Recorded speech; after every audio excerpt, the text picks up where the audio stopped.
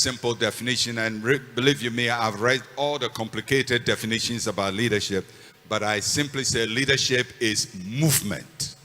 Leadership is movement. Everybody say leadership is movement. I am a mover. So leadership is about being able to move yourself and being able to move other people along with you. If you want to have a simple definition of leadership, it's all about movement. Moving from here to there.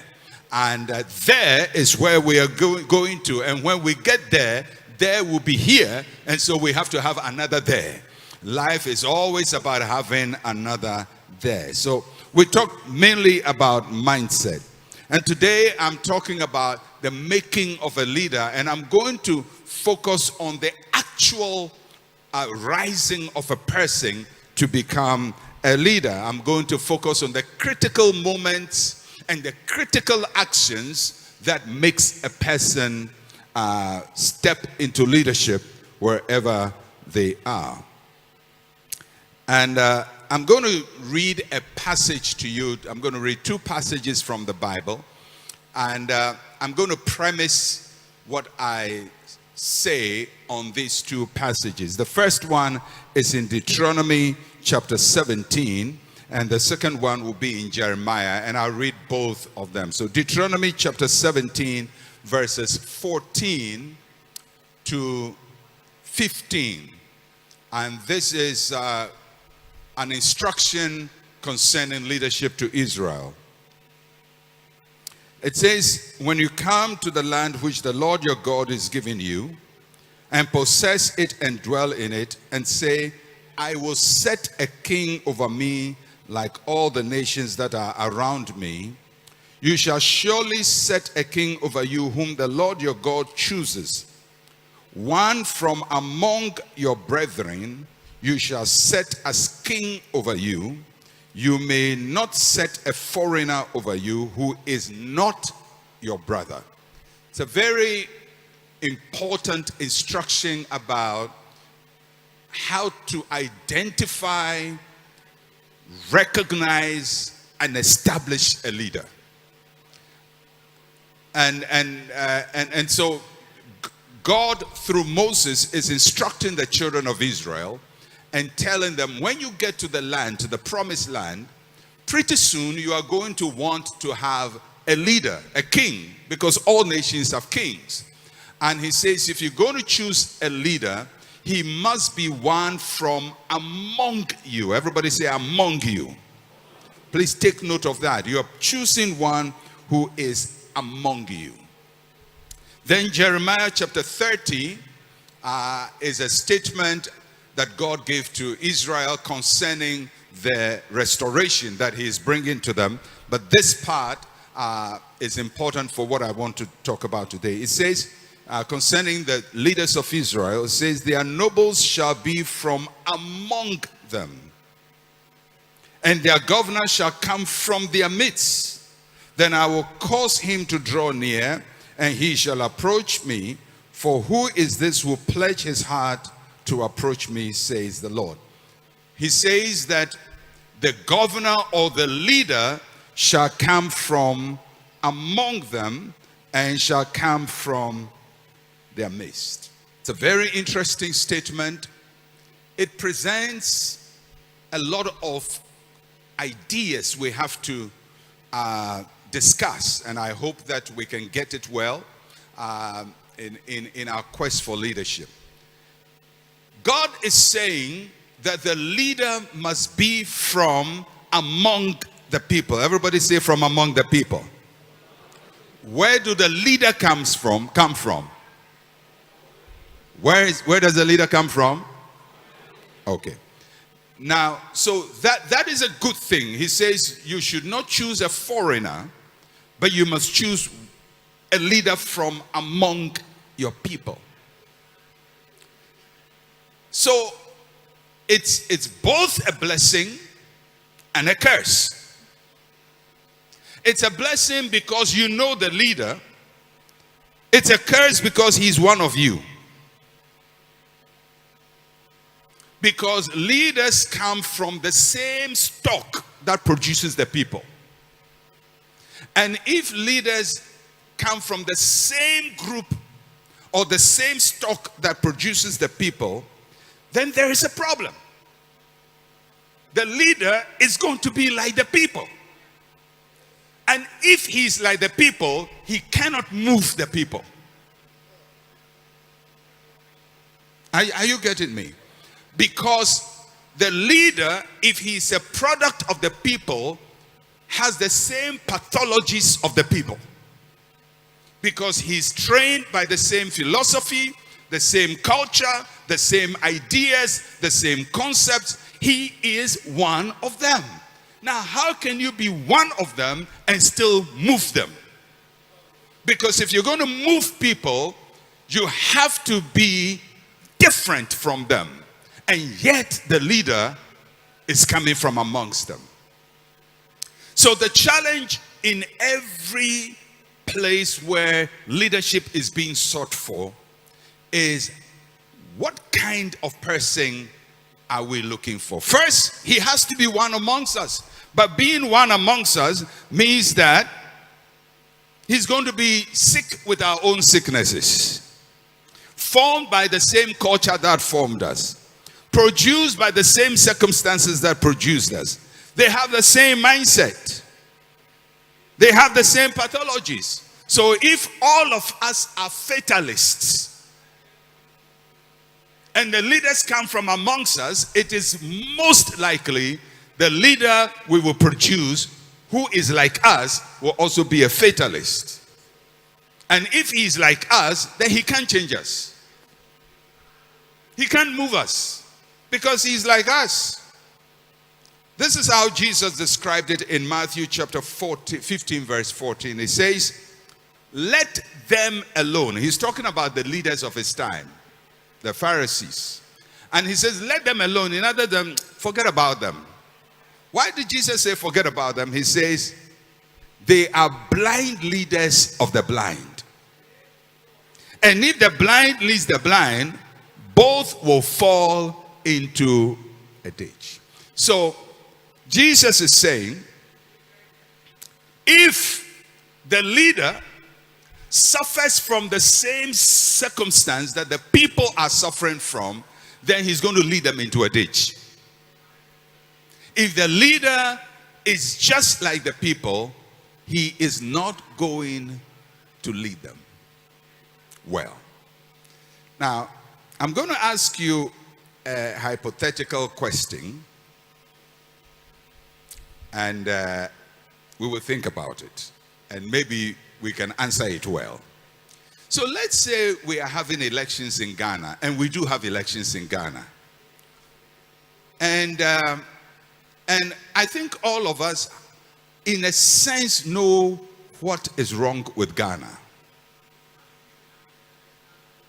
All of us know, in a sense, not everything, but we have a concept of what is wrong in Ghana. So let's say we are having an election, and somebody comes and says, vote for me.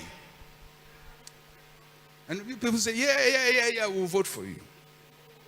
And he says, all of you, my supporters who are going to campaign for me, my foot soldiers, you sweat for me, you will struggle, we will work hard, and we will win power. But I want to tell you that I will not give appointments to any of you. Because for anybody to be appointed, I'm going to set up a panel of interviewers who will appoint or interview people based on merit. They have the ability to do the job, and purely based on qualification, I will appoint people into all the positions. But in any case, help me to win the power.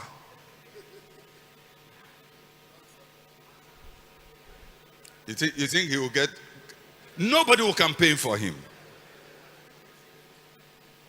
And then he goes on to say, if I win power, I will ensure that the laws and the rules, the approved regulations of Ghana are strictly adhered to. Whether you campaign for me or not, that's how we'll operate. he will lose half of the nation, probably 90% of the nation. Is that not so? And then he says, you teachers, there are too many of you already in the teaching field. So, I'll not give you jobs. Nurses, go and get a doctor to open a hospital to employ you because government will not employ you. Can you imagine that such a person will ever get elected? Under no circumstance will he get elected. But the question is, what he's talking about, is that how to solve our problems? Yes. Yes. Because if we're going to solve our problems, we're going to have to appoint people who can do the job, not people who can campaign.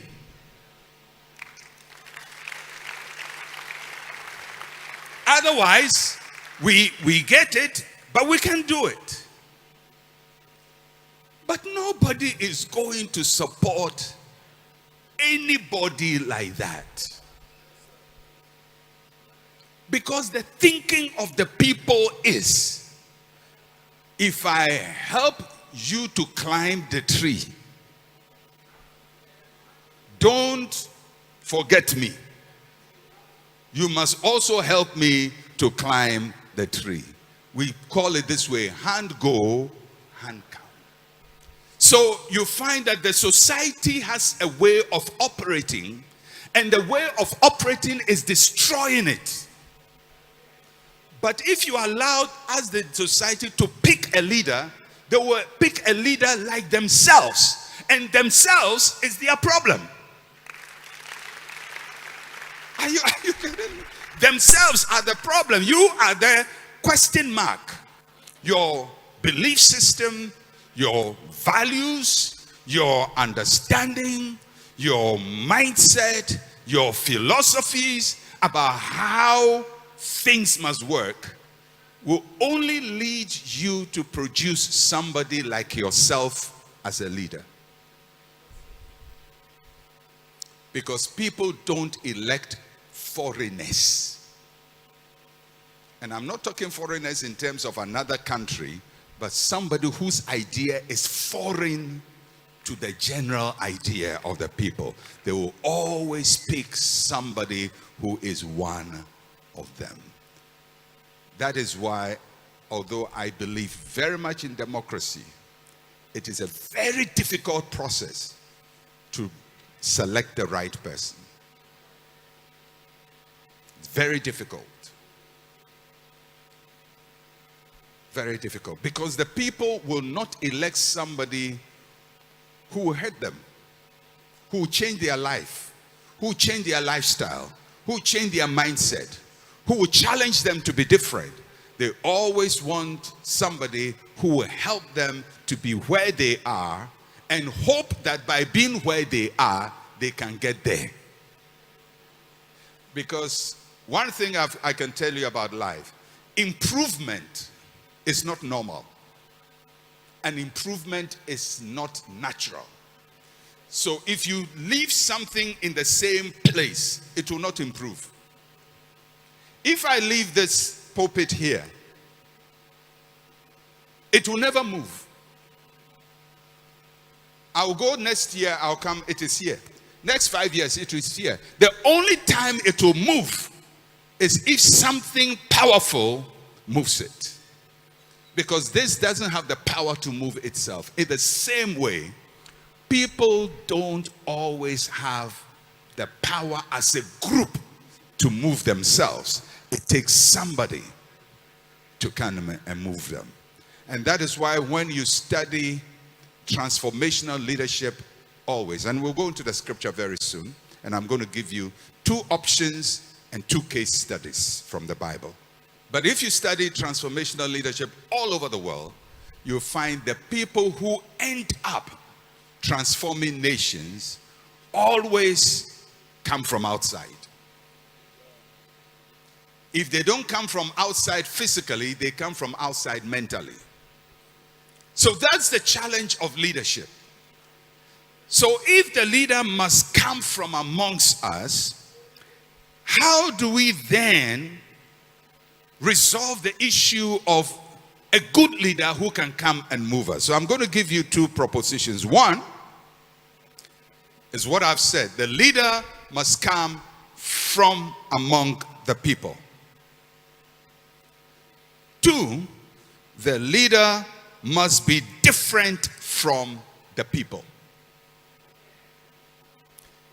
So one, the leader must come from among the people. Two, the leader must be different from the people. The question is, how do you get somebody from among the people who is different? How is that possible? Because if he's like among the people, he's like them. So I'm going to give you two case studies in the Bible of two major transformational leaders in the Bible. Both of them were among the people, and they were different from the people. And I'm going to show you why they were different from the people and why they became transformational. And if we're going to really emerge as transformational leaders wherever we are, then these are the two models. That is the reason why Pastor Eastwood can stay amongst the people and still be different. And I'm going to show you why pretty soon from the Bible. That's the kind of leader we are working towards. So the first case study is Moses. We all know Moses was a great leader, wasn't he? He's a great leader. Moses is a great leader. Moses comes in the scene at a time when Israel has been in captivity for 400 years. In fact, about 390 or so years. So they've been in captivity for about 350 years. The whole nation. Now, you know, you 350 years is a long time. It's a long time. When Israel went into Egypt 390 years earlier, there were 70 people. Jacob, his 12 kids, their wives, their children, 70. They went to live in Goshen. And over the years, they were a very blessed people. And they were burning like nothing. They were having children and children and children and children and children. At a point, they gave birth to so many children that they were more than the Egyptians. So the Egyptians said, these are foreigners. They are not more than us. And if we leave them, one day, they're going to join an enemy, take over our nation, and we're in trouble. So now let us deal harshly with them. So they start dealing harshly with them, probably about 100 years after they had lived in Goshen. So they enslave them. So by the time Moses is born, Israel has been a nation of slaves for about 290 years. That's a long time. Because 290 years, can you imagine the number of generations? The first generation of slaves have died. A second generation of slaves have come, they've died. A third generation of slaves have come, they've died. So now we are living with people in a new generation who have no memory of freedom. They have no memory of freedom. They have a certain concept that they came from somewhere, that there was a guy called Abraham, there was a guy called Isaac and Jacob, and they came and all of that. But this is a very, very distant memory. They are totally slaves, and not just general slaves. They are slaves under bondage. So one thing about slavery is that it's first a mentality before it becomes physical. Nobody can enslave your body without enslaving your mind. By the time your mind accepts you are a slave, you have also accepted another human being as a master. And this has gone on for so many years. no Jew can even think to be free. They can't. So everybody who is born is a slave. He may say, we no go sit down, make them cheat with, but he's still a slave. He tries a little, it doesn't work, he gives up. Other people say, listen, just let's do our work. After all, we are alive. We have to thank God we are alive. After all, we have food to eat, and they are not killing us. Even they kill, they leave some of us alive. You know, people always rationalize their situation. So, if a leader is going to come from among the Jews, it's almost impossible, because the leader must emerge from them. But all of them have slave mentality. So how are we going to get a leader who can bring liberty? So a couple give birth to a child, and they looked at that boy. He's supposed to be surrendered to be killed. They look at the guy and they say, this one is a proper child. We must make an effort to save him. They are not even thinking of freedom. They're just thinking, let's make an effort to save him. They put him in a basket, put him on the Nile. He's discovered by Pharaoh's daughter. So, although he is a Jew, he's now going to be outside of the Jews. He's going to be raised differently. So he's raised not by a slave, but by a king, a princess. So he grows up thinking, I'm a prince. I'm royalty. I'm somebody. I can do things. I can shake things.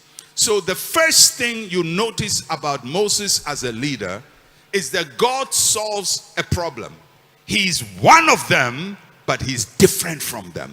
And the way he does it is he removes one of them from the same situation to another place, feed them with a new food, teach them a new thing so that he can come back to the same place. He qualifies as a leader amongst the people, but he's different from the people.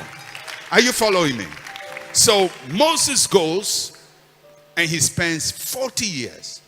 One thing Moses has, which no Jew has, is he doesn't fear Egyptians. He doesn't fear Egyptians.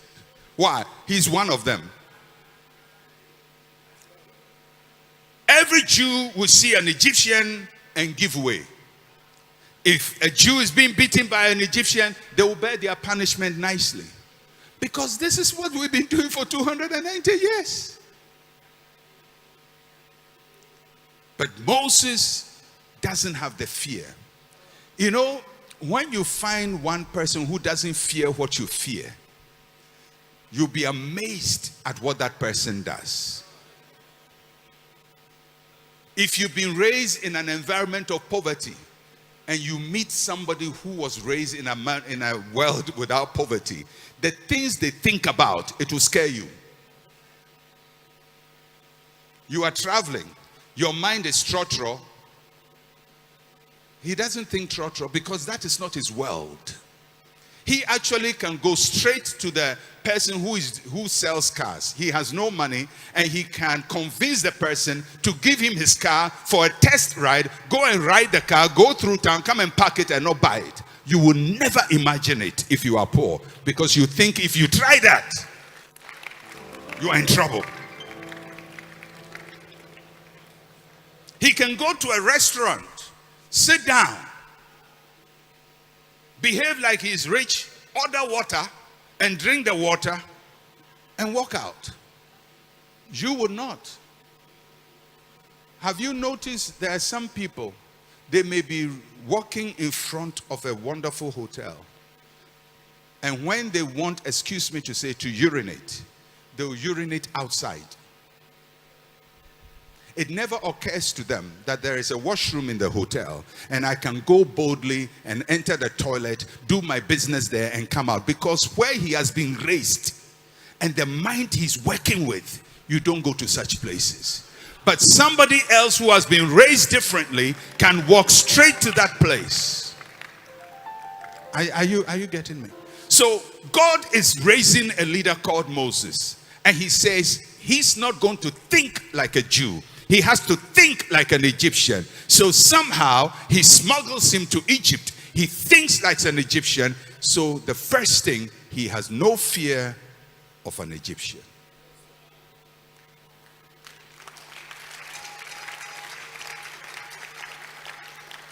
If you check the history of Ghana, our colonial fight, all the people who were fighting for Ghana's freedom, they didn't fear the white man, because they had sat in classroom with them and beat them at class.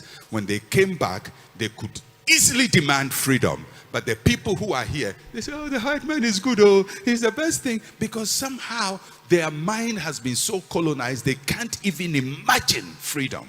But for those who have no fear, although they are one of us, they are still outside of us. Are you following me? So, what is the first thing that Moses does? I would not recommend it for anybody, but he kills an Egyptian. He kills an Egyptian. He has no fear of them. He sees an Egyptian molesting a Jew, and he just, I don't know what it is, slaps him around, whatever, boots him, he kills him.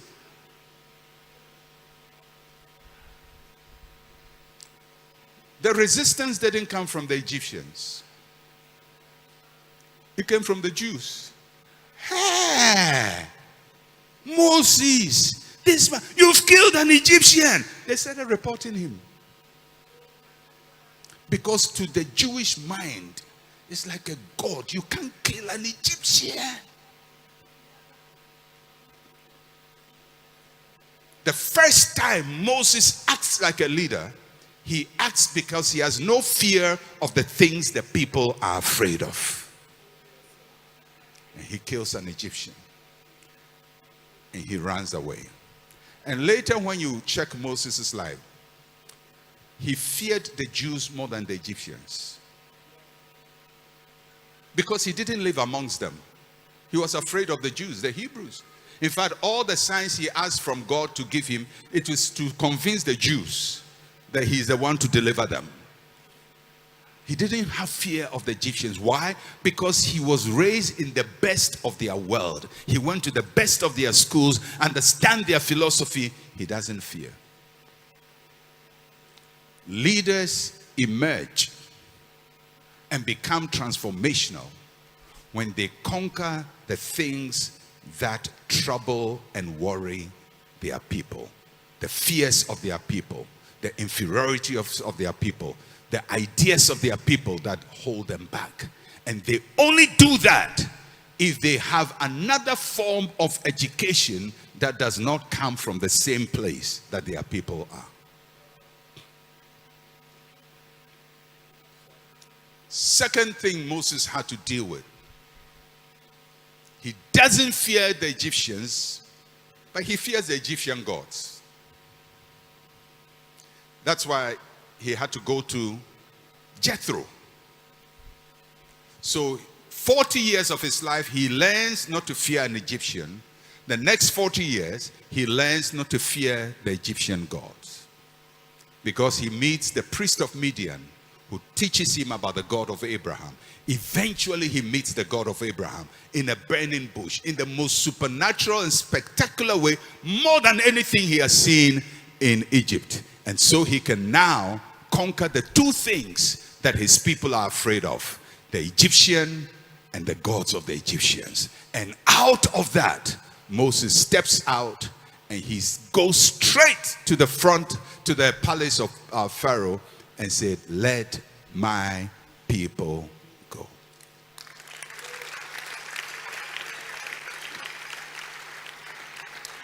So somebody is going to say, but how am I going to be different?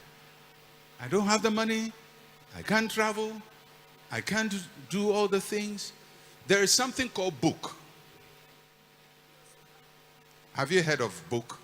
A book is one way, or reading is one way to travel from where you are into another world. So you can live in 2025 and travel back to 1500. You can travel back to the Roman Empire. You can travel to Russia. You can travel to France. You can travel to you can travel and meet Aristotle. You can meet Plato. You can meet Socrates. You can meet Pythagoras. You can meet all these people. How do you meet them? In your mind. By reading. Somebody once said, the safest way to keep anything from an African, it's a very insulting statement. I don't like to repeat it, but I have to say it just to illustrate a point. I hate the statement, but it says the safest place to hide something from an African is in a book. Because he will never open it. And if I ask how many of you have read any serious book in the last 5 years? Of course you read newspaper, but the newspaper is circulating Ghana news. You listen to radio in Ghana, it's circulating Ghana news. So as you listen, you are becoming more and more like the pathology. The sickness is infecting, it's reinfection. So you are listening, your conversations. So a time is going to come, you realize that everything you know in your life is only based on what every Ghanaian knows. And if everything you know is based on what every Ghanaian knows, then how are you going to break and transform Ghana? You can't.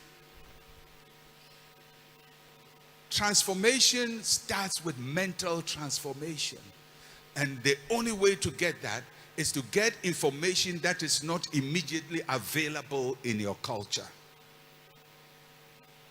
Moses had to get it in Pharaoh's house, but you can get it by reading, by listening, by training your mind, by exposing your mind. Not only, in Ghana, we do well with reading, but we only read things that will help us pass an exam to get a certificate we can put on a wall. This is the most certificated nation you can find anywhere in the world without productivity. Everybody has an MBA. In other places, when people have an MBA, they are really good.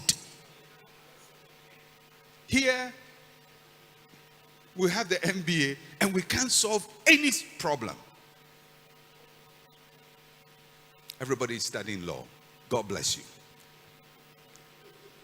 But the point I'm making is we learn things not for transformation but for conformation. We learn to conform. Everybody is a lawyer, I will learn law. Everybody is studying MBA, I will learn MBA. Everybody is doing this, I will do that. Every study we do does not have transformation at the heart of it. It only has conformation. Do you know the kind of reading that brings about transformation?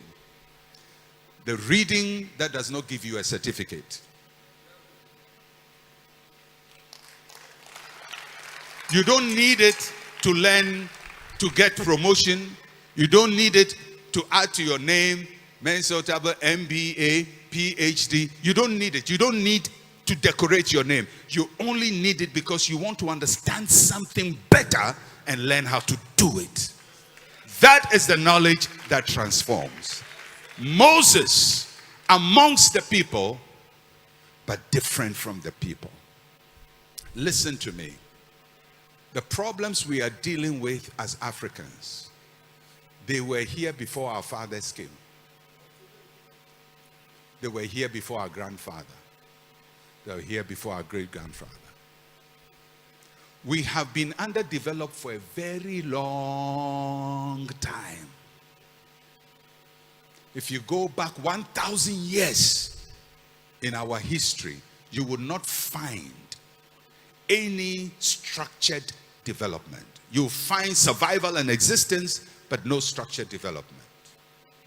If you go back, you have to go back probably about 3,000 years or 2,500 years to find any measurable development in Africa, and that is in Northern Africa. But here, south of the Sahara, in the equatorial jungle, those of us here, we don't have a history of development. You know what that means? Moses is fighting 250 years or so of slavery. We are fighting 2,500 years of a system that keeps being passed on to us every day. It is so normal to us. It is normal. We don't even see anything wrong with it. And so we repeat the situation one after the other. I pray that God will raise Moses, a leader from amongst the people, but different from the people, who emerges and is not afraid of what the people are afraid of, and is not afraid of the gods that the people are afraid of. May the Lord make you that Moses.